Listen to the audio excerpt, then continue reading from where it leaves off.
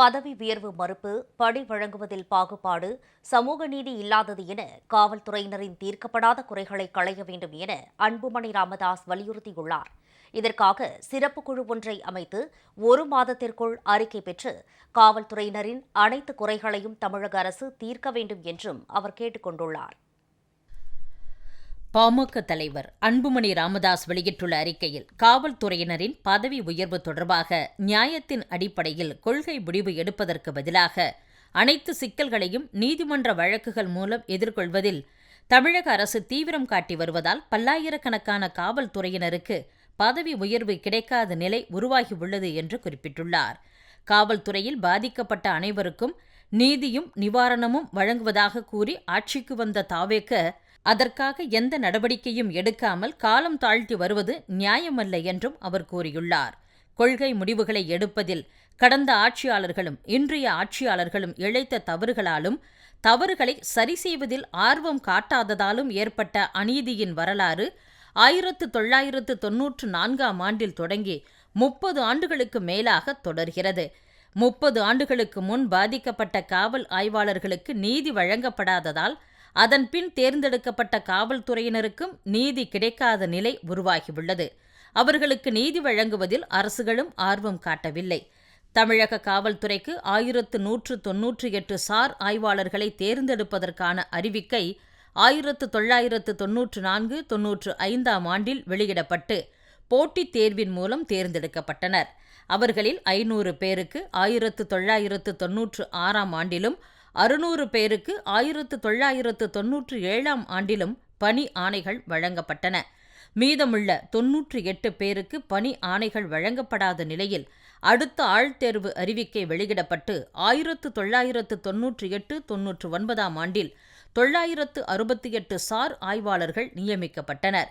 ஆனால் 1994-95ஆம் ஆண்டில் தேர்ந்தெடுக்கப்பட்ட 98 சார் ஆய்வாளர்களுக்கு பணி நியமனம் வழங்கப்படாததை சட்டப்பேரவையில் பாட்டாளி மக்கள் கட்சி உள்ளிட்ட கட்சிகள் சுட்டிக்காட்டியதை தொடர்ந்து அவர்களுக்கு 22/5/2000ஆம் நாளில் நியமன ஆணை வழங்கப்பட்டது. ஆனால் அவர்களுக்கு 1994-95ஆம் ஆண்டின் பணி மூப்பு வழங்கப்படாததுதான் சிக்கலாகும்.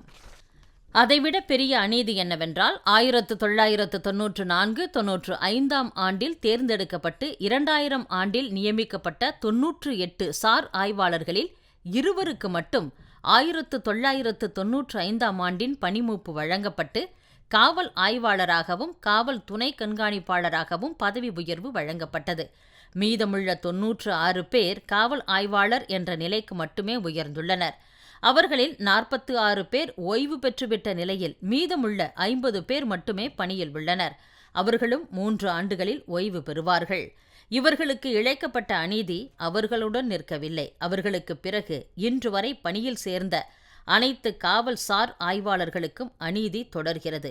அதற்கு காரணம் 1994-95ஆம் ஆண்டு தேர்ந்தெடுக்கப்பட்டு 2000ஆம் ஆண்டில் நியமிக்கப்பட்டவர்களில் மணிமாறன் உள்ளிட்ட சிலர் தங்களுக்கு 1995ஆம் ஆண்டு பணி மூப்பு வழங்க ஆணையிட கோரி தொடர்ந்த வழக்கில் சென்னை உயர்நீதிமன்றம் விதித்துள்ள தடைதான் வரும் 10ஆம் தேதி வரை நீட்டிக்கப்பட்டுள்ளது.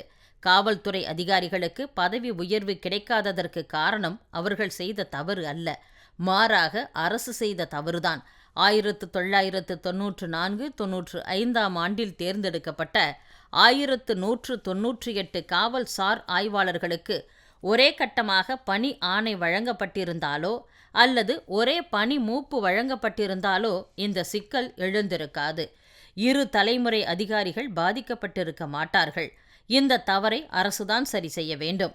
1994-95ஆம் ஆண்டில் தேர்ந்தெடுக்கப்பட்டு 2000ஆம் ஆண்டில் பணியில் சேர்ந்தவர்களுக்கு உரிய பணி மூப்பும் பதவி உயர்வும் வழங்குவதுதான் இந்த சிக்கலுக்கு தீர்வு ஆகும். அதை செய்வதுடன் 1998, 99, 2004, 2016 ஆகிய ஆண்டுகளில் காவல் சார் ஆய்வாளர்களாக தேர்ந்தெடுக்கப்பட்டவர்களுக்கும் உரிய பணி மூப்பும் பதவி உயர்வும் வழங்கப்பட வேண்டும். இந்த நிலைப்பாட்டை இது குறித்த வழக்கு வரும் 10ஆம் தேதி உயர்நீதிமன்றத்தில் விசாரணைக்கு வரும்போது அரசு தெரிவிக்க வேண்டும். இதன் மூலம் 30 ஆண்டு கால சிக்கலுக்கு தீர்வு காண வேண்டும். அதேபோல் காவல்துறை பணிகளில் சேருவதற்கு தமிழ் வழியில் படித்தவர்களுக்கு 20 விழுக்காடு இடஒதுக்கீடு வழங்கப்படுகிறது. ஆனால் காவல்சார் ஆய்வாளர் பணிக்கான தேர்வில் பணியில் உள்ள காவலர்களுக்கு ஒதுக்கப்பட்டுள்ள 20 விழுக்காடு இடங்களில் போட்டியிடும் தமிழ்வழி கல்வியில் படித்த காவலர்களுக்கு அதற்கான இடஒதுக்கீடு வழங்கப்படுவதில்லை.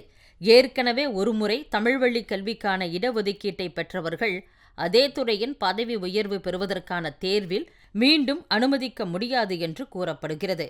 இந்த சிக்கலுக்கு தீர்வு காணும் வகையில் கடந்த ஜனவரி 23ஆம் தேதி சட்டப்பேரவையில் நிறைவேற்றப்பட்ட சட்டத்திற்கு ஆளுநர் ஒப்புதல் அளிக்காததாலும் சட்டப்பேரவையின் பதவிக்காலம் முடிவுக்கு வந்துவிட்டதாலும் அந்த சட்டம் காலாவதியாகிவிட்டதாக கூறப்படுகிறது.